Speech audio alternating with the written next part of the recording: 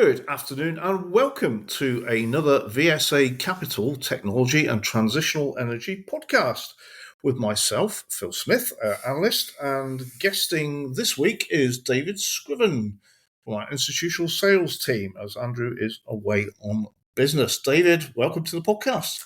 Thank you very much, Phil. Good to be with you. And can we do the traditional way of me kicking off with the US and following from there? Absolutely.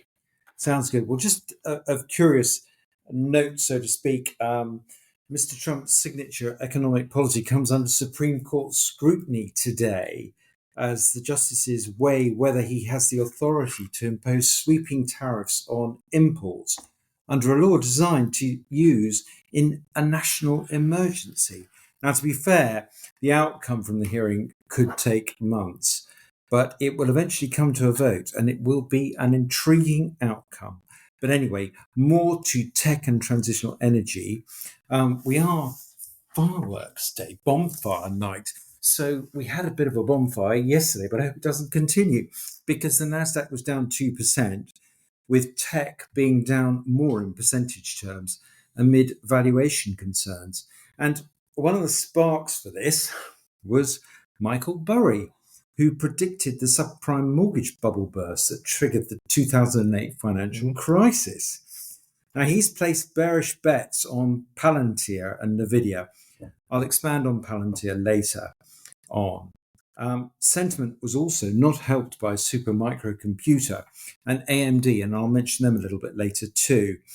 But on Supermicro Computer, it's struggling with margins as it spends to win new customers and faces pressure to price its products lower to win AI server deals over rivals. Now, the company forecasts the quarter to December will be 46 cents to 54 cents on a revenue of 10 to 11 billion. Now, the street had been looking for 62 cents on 8 billion. This was an investor AI darling and reached $120, and it's 43 at the moment. Wow. So quite something. Yep. Anyway, so as I tend to like to go through the ETFs, and what I'd like to do, and I've discussed it with Phil, was add a new one to the mix, and that's the future of defense, the UCITS ETF, symbol NATO. This ETF gives exposure to company beneficiaries of NATO defense spending on defense systems, software, and equipment. It's a good size for liquidity, and the top 5 holdings are Safran, Palantir, Rheinmetall, BAE Systems, and CrowdStrike. The ETF, unsurprisingly, has been in an uptrend since conception of 2023, and defence spending of NATO countries is set to reach historic levels of 1.6 trillion in 2025. And then, of course, this brings me to Palantir, which I touched on earlier on. Their annual revenues increased 63% in the period ended September, and they raised their annual revenue outlook to 4.4 billion. This was above street expectations, but the shares fell after hours on valuation concerns. And we have, I think, touched on this in the past, but Palantir has a price-to-sales ratio of around 85 times and a PE ratio of around 300 times on year 25 estimates. Additionally, the caution reflected in the share price move may have reflected no guidance on year 2026. And they did say on the call, growth momentum is being held back by Europe, which is still a significant part of their business. In cybersecurity, on the ETF side, it's looking to test one-year highs. Palo Alto has been leading the charge as the market awaits results on the 19th of the month. And Cisco's been higher following broker upgrades on AI infrastructure demand.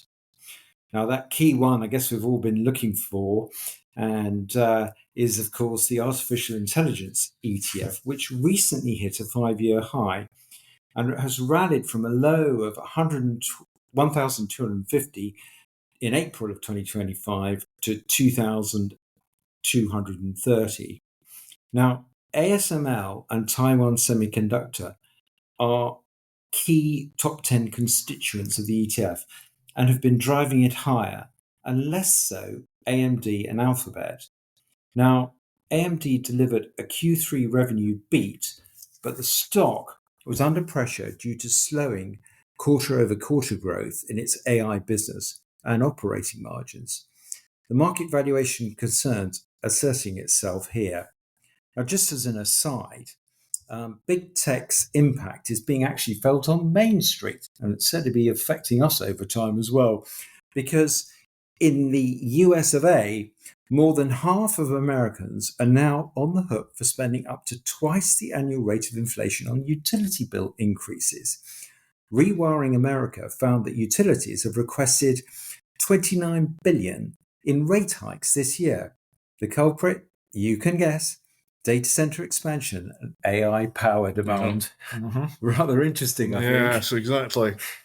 Yeah, more of that to come. Indeed. Now, the SOX has been making new highs since we last spoke, and we were discussing the upcoming Q3 results. Yeah, absolutely. Taiwan Semi has been making new highs on news of price increases of 10% next year. Construction of the next gen 1.4 nm, that's the nanometer chips powering future AI devices, and recently reported strong results.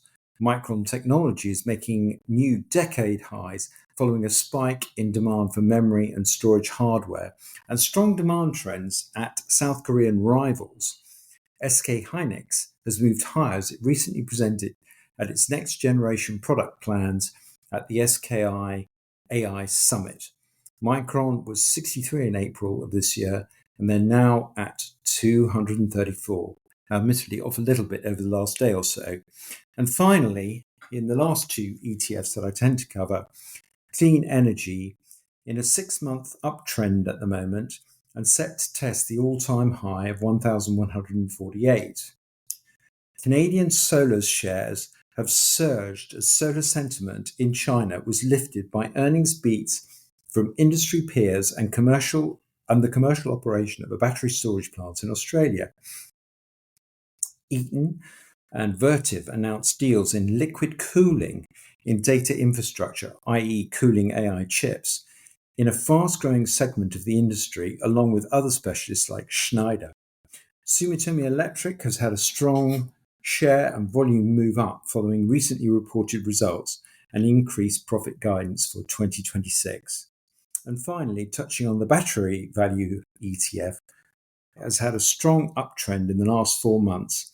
Tesla is up on news that Chinese EV maker XPeng hosted a Tesla-like AI Day, where it detailed plans to build an AI-trained humanoid robots and self-driving taxis. So, on the one hand, it's a validation that others have a similar vision to Tesla, but on the other, it represents competition. Sumitomo Electric and Delta Electronics have been key contributors to this ETF of late, and that wraps up my commentary. Wow, well, that was a bit of a comprehensive market overview, David, and clearly a lot's happening. One of the reasons why we have a weekly podcast on the sector, and a lot, continuing to be driven by artificial intelligence and capital spend around that. I mean, looking closer to home, we saw an announcement today from Ceres Power, ticker CWR, market cap 713 million market cap. Ceres Power produces, develops fuel cell technology, has been doing for a long time, and it's announced a manufacturing licensing agreement with Weiche Power, who are Shandong-based in China, and this is to produce its solid oxide fuel cell technology. Weiche has 80,000 employees, develops diesel engines, electric drives, gearboxes for buses, trucks, and construction. But under this agreement, they are looking to manufacture cells and stacks, fuel cells and stacks for stationary power systems, and this is targeting the AI data center market and industrial applications. And quote from the announcement this morning from Ceres, it will generate significant revenue through license fees and royalties for the technology. They said that revenue recognition for the license fees will be booked in full year 26, and that 25 revenues will remain previously as guided. And Ceres Power, it expands their base of global manufacturing partners now for its technology to 4 partners. So really good development there for Ceres Power in terms of rolling out its product globally and into the data center related markets. So well done them, and their share price has certainly reacted this morning on that announcement. And seemingly not too long to wait for that license. Yeah, absolutely, into fiscal 26. Now, moving on to software, DotDigital, ticker is DOTD, 220 million market cap. The shares have been down about 16% year to date, and they're now picking up. Now, this is SaaS software provider, quote, into AI-powered customer experience and data platform. This is all about personalized marketing across platforms, be it social media, be it email, but it's personalization for marketing. They reported that their revenues increased to £83.9 million from £79 million, and 6% on an actual currency basis. This is all driven by organic growth. They've seen growth in every region, so including North America and Asia Pacific.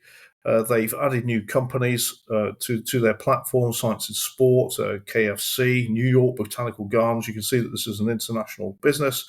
And profitability ahead of market expectations, slightly ahead, with EBITDA up to £26.8 million from 24.3, and with strong cash generation as well. And they've got a cash balance of £36.2 million. So as I say, the shares have been depressed. They're picking up, and not surprisingly, on these results. But I guess it's all around, what happens in AI and in marketing. And this is direct marketing, but clearly they are benefiting from the technology and winning new customers. A company that I don't think Andrew and I have mentioned previously on the podcast, and probably, about time we did, we're going to. So this is AdvancedAdvt. Ticket is ADVT. The market cap is £255 million. The shares are up 21% year to date. They had their interims to August end, and they provide, quote, this is software for business solutions, compliance, human capital management, HR. And looking at their interim results, their revenues from operations were up by 28% to £25.4 million. And of that, 10% was organic growth. So good underlying, above inflation growth there. They had recurring revenue of £20.6 million, which is 81% of the total revenue. And their profits, boy, did this fed into profit. Their adjusted EBITDA from operations was up by 76% to £77.2 million, ahead of expectations. Now, it has cash of £97 million on its balance sheet at 31st of August. Now, this company, I'm sure investors will remember, it raised £130 million in new capital in March 2021 to pursue an acquisition strategy for growth on the market. So by acquiring software companies, and something that being a quoted company is ideally suited to using the quoted markets for that. So that was Advanced AdVT. So we'll keep an eye on that one. Company that's not been progressing quite as well is EnSilica. The ticker is ENSI.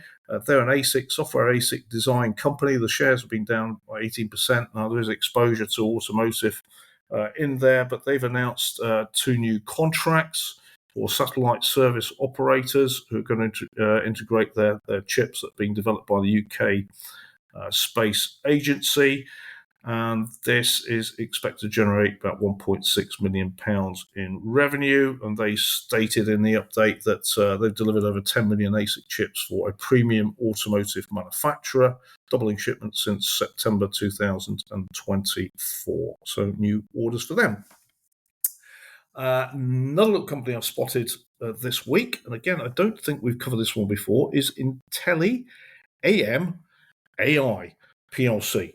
22 million market cap. The share price was at a year low of 43p and now at 105p, and we will see why.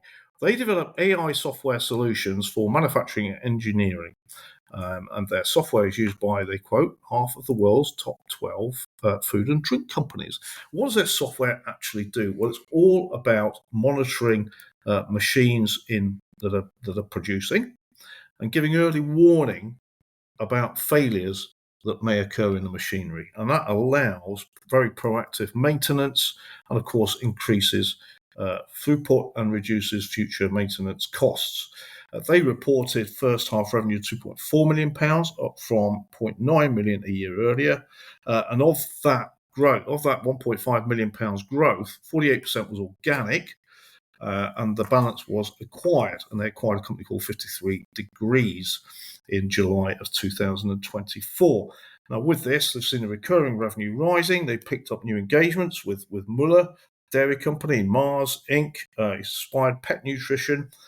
They've also won new contracts in Japan and contract with Baxter's in North America. So, growing international sales as well. Ended the half year with 0.8 million of cash and trading in line with expectations. So that is IntelliAM AI.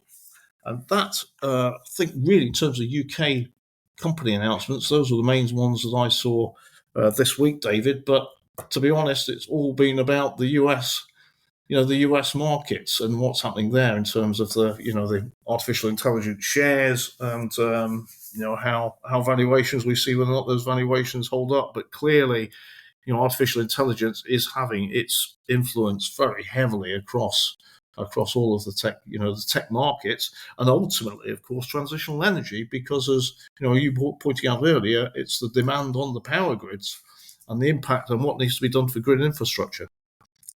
Definitely so, but you've now introduced two very interesting companies that we haven't touched on before, and I think that's going to be great fun to be following them as well. Absolutely. Closer to home. Closer to home indeed. Well, there we go. That's a bit short and sweet this week, given news flow. But as always, very much welcome listeners' suggestions. Anything that we've missed, anything that you think we should be covering, then don't fail to let us know. And we look forward to hosting the VSA Capital Technology and Transitional podcast again next week. And David, thank you very much for your contribution and for joining us. Pleasure. Thank you. This podcast has been produced and edited by VSA Capital.